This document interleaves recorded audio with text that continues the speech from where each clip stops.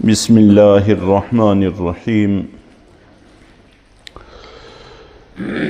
اولو کان آباؤہم لا یعلمون شیئا ولا یہتدون،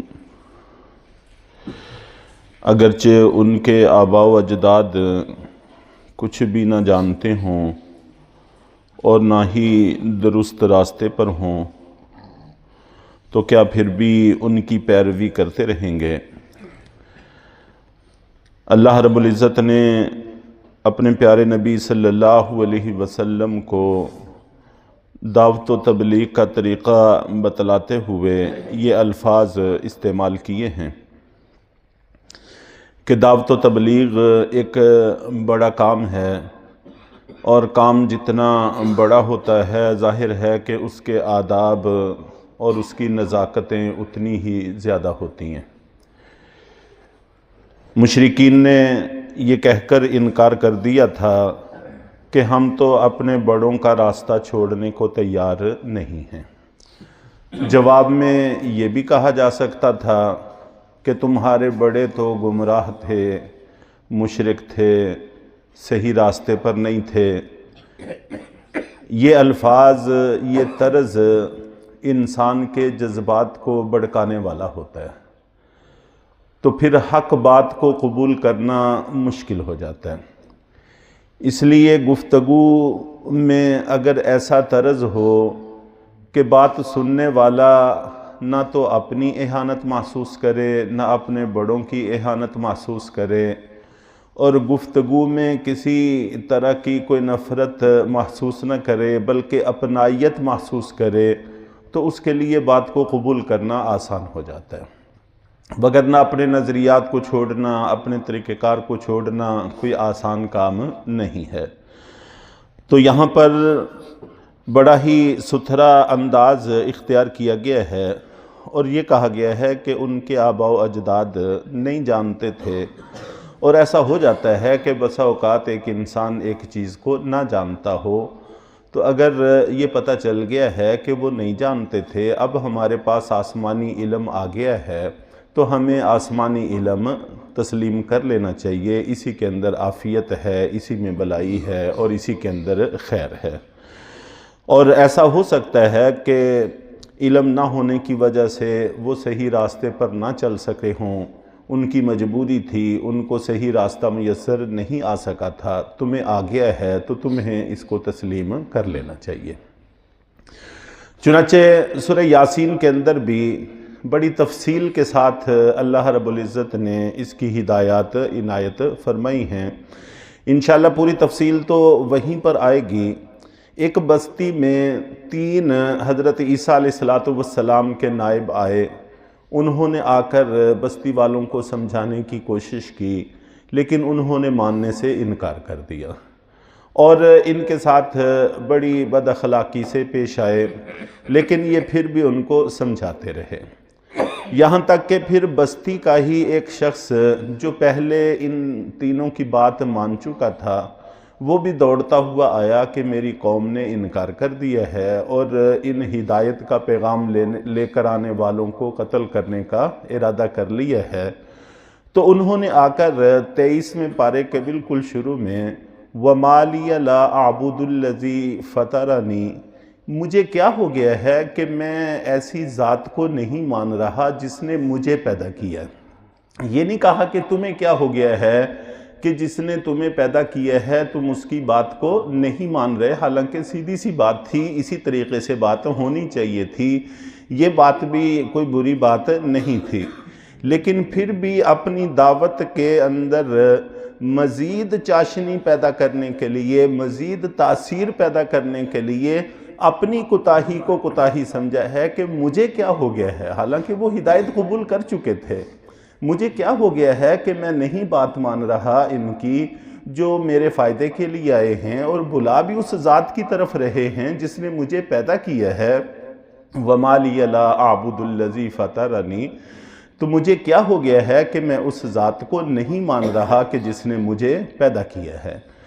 تو یہاں پر بھی اسی چیز کی تعلیم دی گئی ہے کہ گفتگو کرتے ہوئے حتی الامکان یہ نہیں کہنا چاہیے کہ تم ایسا کرو، تمہیں ایسا کرنا چاہیے، تمہارے لیے یہ درست نہیں ہے، بلکہ اپنے آپ کو مخاطب کرنا ایسے موقعوں پر زیادہ موزوں اور مناسب ہوتا ہے، یا اس طرح سے کہ جمع کے لفظ استعمال کر لیے جائیں کہ ہمیں ایسا کرنا چاہیے، ہمارے لیے یہ مناسب ہوگا، ہمارے لیے یہ درست ہوگا۔ تو بجائے اس کے کہ سامنے والوں کو خطاب کیا جائے، اب ہم سب کو سب کی ضرورت کی بات ہے، سب کو مخاطب بنا لیا جائے، اپنے آپ کو بھی اس میں شامل کر لیا جائے، تو بات کے اندر تاثیر بڑھ جاتی ہے۔ اور اسی طرح 24ویں پارے میں اللہ رب العزت نے اس موضوع پر بڑی تفصیل سے گفتگو کی ہے، وَمَنْ أَحْسَنُ قَوْلًا مِّمَّنْ دَعَا إِلَى اللَّهِ وَعَمِلَ صَالِحًا وَقَالَ إِنَّنِي مِنَ الْمُسْلِمِينَ، کہ اس سے اچھی کسی کی بات ہو ہی نہیں سکتی جو بندوں کو اللہ کی طرف بلائے۔ جب یہ سب سے خوبصورت بات ہے، سب سے اچھی بات ہے، تو پھر اپنے لب و لہجے کا زہر اس کے اندر نہیں بھرنا چاہیے، بلکہ عام طور پر ہم لوگ یہ بات کہتے سنتے رہتے ہیں اپنے خاندانی ماحول میں، گھروں کے ماحول میں، کہ سچ کڑوا ہوتا ہے۔ اس میں کوئی شک نہیں کہ سچی بات میں کڑواہٹ ہوتی ہے، لیکن ایک ہوتی ہے سچ کی کڑواہٹ، وہ تو ہمارے دائرہ اختیار میں نہیں ہے کہ آپ سچی بات کر رہے ہیں اور دوسرے کے اندر سچی بات کو سننے کی کتنی کساکت ہے، وہ اس کو سن پاتا ہے یا نہیں سن پاتا، یہ علیحدہ بات ہے۔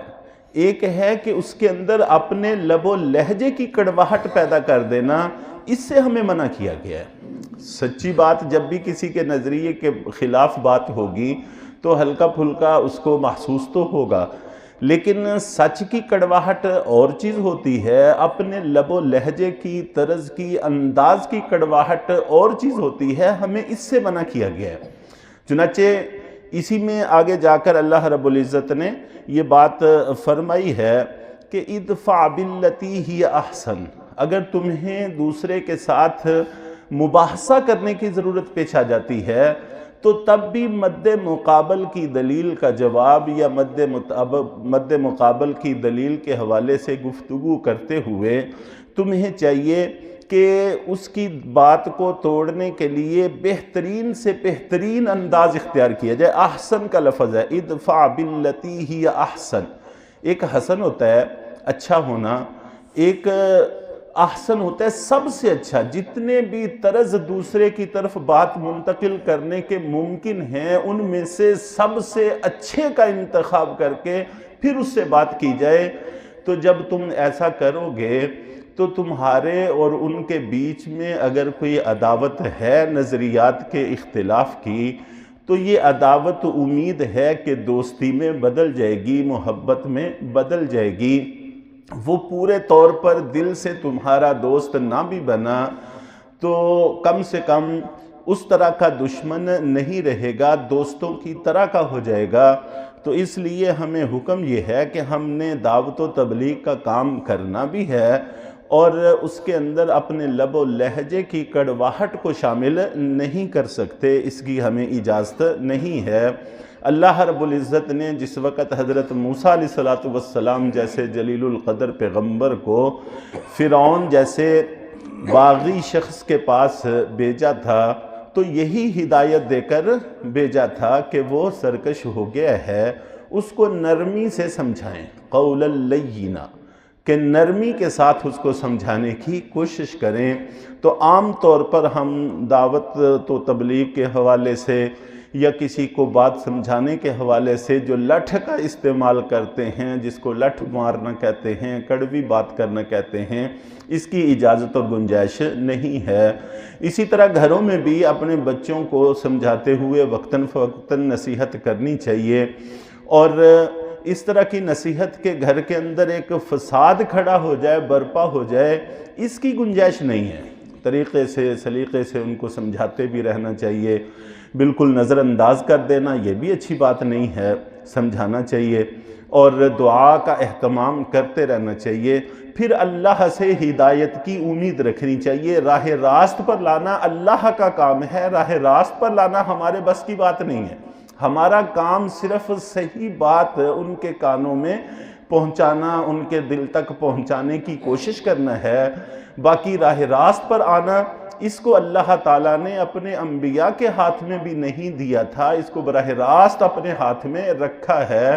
اس لیے اللہ کے نبی صلی اللہ علیہ وسلم سمجھاتے ہوئے ابو جہل جیسے ذہین فتین دانش مند شخص کو سمجھاتے ہیں اور بارہا دفعہ سمجھاتے ہیں، اس کو نہیں سمجھ آتی، اور بلال کو سمجھ آ جاتی ہے، وہ حبشہ کا رہنے والا ہے، حبشی ہے، اور اللہ کی مرضی ہے، جس کو چاہیں ہدایت دے دیں، جس کو چاہیں رد کر دیں۔ تو بہرحال دعوت و تبلیغ کے حوالے سے یہ آخری جملہ خاص طور پر بڑا اہم تھا کہ جب بھی بات کرنی ہو تو ہمیں کوشش کرنی چاہیے کہ بہتر سے بہتر طریق کا انتخاب کیا جائے۔ اللہ تعالی ہم سب کو صحیح بات کرنے کی اور سننے کی توفیق عطا فرمائے۔